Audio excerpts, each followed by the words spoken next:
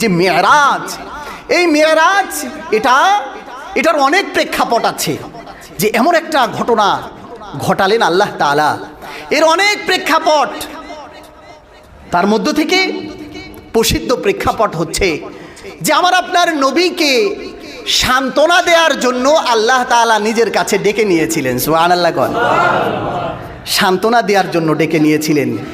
কেমন কিসের সান্ত্বনা? সান্ত্বনা হচ্ছে যে আমার আপনার নবী যে যুগে এসেছিলেন ওই যুগের নাম কি ছিল? আইয়ামে জাহিলিয়া। যে যুগে এসেছিলেন আইয়ামে জাহিলিয়া, অন্ধকারের যুগ, মূর্খতার যুগ, বর্বরতার যুগ। এমন কোনো অন্যায় ছিল না, এমন কোনো পাপাচারিতা ছিল না যে ওই যুগের মানুষ করে নাই। তারা তো আল্লাহ রব্বুল আলামিনের সাথে বিদ্রোহী করতে করতে এতটাই সীমা ছাড়িয়ে ফেলেছিল যে আল্লাহর ঘর কাবার মধ্যেও মূর্তি ঢুকাইতে দ্বিধাবোধ করে নাই। নাউজুবিল্লাহ বলেন। কতটা ধৃষ্টতা! ঠিক এমন একটা সিচুয়েশনে যখন মানুষের হৃদয়ের মধ্যে তাওহীদ বলতে কিছু নাই, যা কিছু আছে সব কিছু শিরক আর শিরকে ভরপুর। ঠিক এমন একটা সিচুয়েশনে এক আল্লাহর ব্যাপারে দাওয়াত দেওয়া কতটা কঠিন চিন্তা করেন। উদাহরণ দিলে আরো বুঝবেন। আমাদের দেশে এখন পর্যন্ত এমন কিছু সংস্কৃতি, এমন কিছু আমল চালু আছে যে আমলগুলোর ভিত্তি কোরআন হাদিসের কোথাও নাই, অথচ মানুষ এইগুলা করে আমল মনে করে, এইগুলো উদযাপন করে কি মনে করে? আমল মনে করে। যেমন তার মধ্যে একটা আছে শবে মেরাজ। কি আছে? শবে মেরাজ। এইটার সঠিক রেফারেন্স, এই দিনে রোজা রাখার সঠিক দলিল কোরআন হাদিসের কোথাও নাই। এই যে বললাম না, অনেক মা বোনের কলিজায় কিন্তু অলরেডি কামড় দিয়ে ফেলছে, আবার মুরব্বী যারা আছে তাদের হৃদয়েও কামড় দিয়ে ফেলছে যে সারা জীবন হুজুররা বলছে, এই হুজুররাই তো এইগুলা বলছে। মা চাষিদেরকেও দেখছি তারা এই দিনে রোজা রাখছে, আর এই হুজুররা নতুন নতুন হুজুর কোথ থেকে যে আসে আর বলে শরীয়তে এইটা নাই সেইটা নাই। তাহলে এখন এটা একটু চিন্তা করেন যে যদি এই সামান্য একটা বিষয় নিয়ে যদি কলিজার মধ্যে আঘাত লেগে যায়, যে বিষয়ের কোনো রেফারেন্স, কোনো সহিহ হাদিস কোরআন হাদিসের কোথাও নাই, তাহলে ওই যুগে যাদের সর্বত্রকরণে শিরক দ্বারা ভরপুর তাদেরকে যখন আল্লাহর নবী বলছে এগুলা সব বাদ দাও, এক আল্লাহর ইবাদত করো, তাদের অবস্থাটা নবীর ব্যাপারে কেমন ছিল চিন্তা করেন। মুসলমান হয়ে আমরা লেখাপড়া করার পরে আমরা এটা বলার পরও যদি মানুষের মধ্যে এমন ধারণা আসে যে এই নতুন হুজুর নতুন নতুন হাদিস এইগুলা বলে, তাহলে তখনকার অবস্থাটা কেমন ছিল? আসলে আমরা ব্যর্থ হয়েছি যে আমরা আপনাদেরকে বুঝাইতে পারি না। এরপরে এই যে 40 এইটা আছে না নাই? জোরে কোন আছে না নাই? আছে। এই 40 কথা যখন বলি সব খাওয়ান হুজুররা বন্ধ করে দিল। আরে ভাই, খাওয়ান বন্ধ করব কেন? যদি খাবারের ব্যবস্থা হয় আমাদের জন্য তো ভালো হয়, ঠিক কিনা কন? আসলে আমরা তো খাবার বন্ধ করতে চাই না, তবে আমরা চাই যে এই জাতি, এই মানুষ যেটাকে সোয়াবের নিয়তে করছে এটা তো আসলে সোয়াবের উপায় নয়, সোয়াবের মাধ্যম নয়। আপনি খেতে চান, আপনি খাওয়াতে চান, খান, তবে 40 নাম দিয়া আপনি সোয়াবের নিয়তে এই কাজ কেন করবেন? ঠিক কিনা বলেন? আপনি মারা গেছে, সামাজিক যদি কোনো দায়বদ্ধতা থেকেই থাকে, হ্যাঁ ঠিক আছে, মারা গেছে, ওইভাবে করে করেন, তার যেদিন সুযোগ হয় সেদিনই করেন।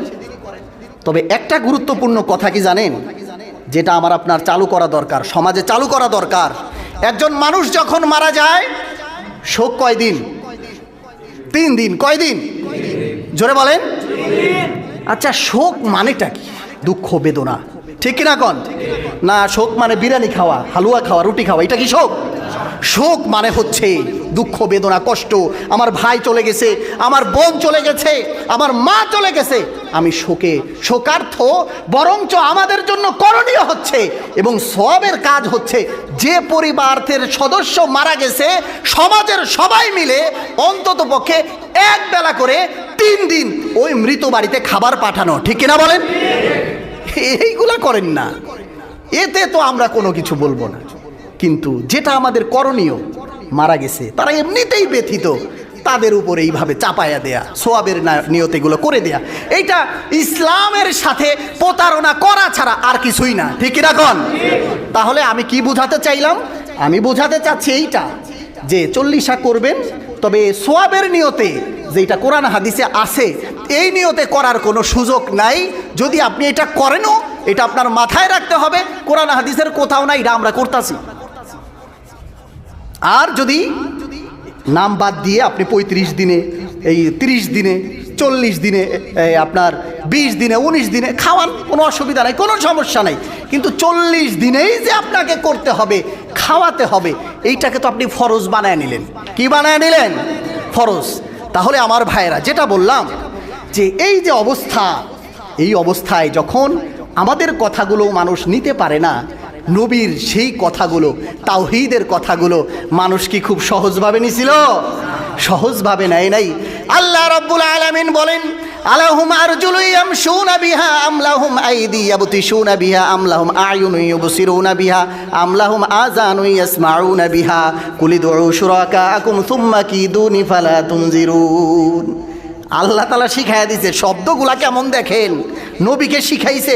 আপনি এই ভাষায় তাদেরকে দাওয়াত দেন, এই ভাষায় আপনি মুশরিকদেরকে দাওয়াত দেন। ভাষাটা কেমন? আলাহুম আরজুলু ইয়ামশুনা বিহা, তোমরা তো এমন এমন দেবদেবীর পূজা করছো, এমন জিনিসের পূজা করছো যে হাঁটতে পারে না। তোমরা তো এমন মূর্তির পূজা করছো যে কানে শুনতে পারে না। তোমরা তো এমন জিনিসের পূজা করছো যে চোখে দেখতে পারে না। ঠিক কিনা বলেন? এটা, এই যে শব্দ চয়ন, এটা কার শিখানো?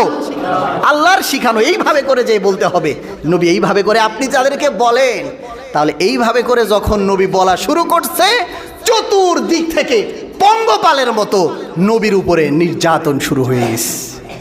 নির্যাতন এই যে শুরু হলো, নির্যাতন মাত্রা আরও বেড়েছে, আরও বেড়েছে। ইনশাআল্লাহ আগামী জুমাতে আমরা এইখান থেকে আল্লাহ তৌফিক দিলে আলোচনা করব। প্রিয় মুসল্লি ভাইয়েরা, অল্প সময়ের মধ্যে